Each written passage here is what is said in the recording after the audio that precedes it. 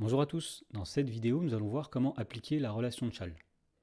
Dans l'exemple on nous dit soit ABCD un parallélogramme et on note grand E l'image du point grand D par la translation de vecteur BC.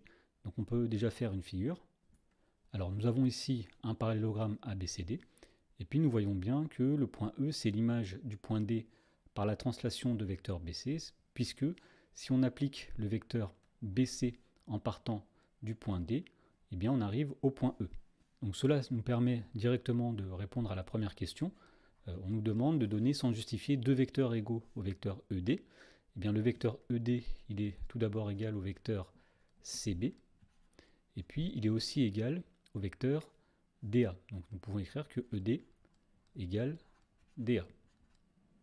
Dans la question B, on nous demande, à l'aide de la relation de Chasles, de compléter donc, les égalités suivantes. Donc, nous allons rappeler tout d'abord ce que c'est que la relation de Chasles.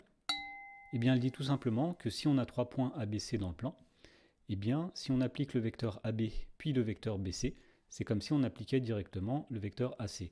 AB plus BC égale AC. Donc, ce qu'il faut retenir ici, c'est que nous avons les deux B qui se suivent et finalement, entre guillemets, ils se simplifient.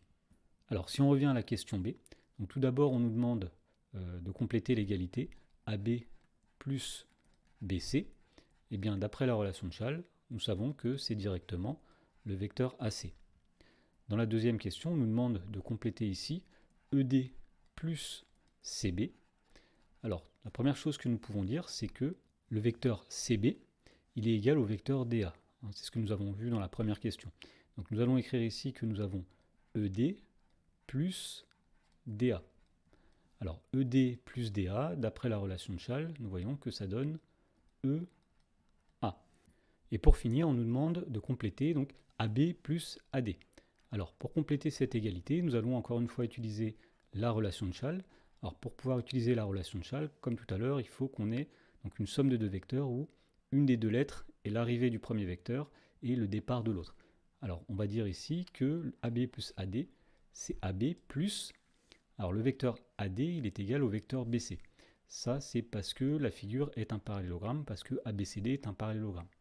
Alors ici, nous avons effectivement AB plus BC.